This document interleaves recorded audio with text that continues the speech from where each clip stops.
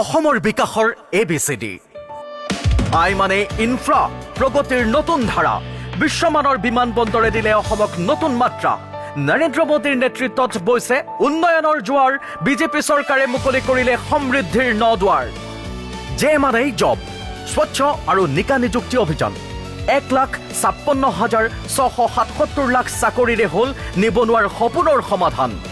প্ৰতিভা আৰু মেধাই আজি পালে যথাযোগ্য সন্মান বিজেপি চৰকাৰে কৰি দেখুৱালে কথামতেই কাম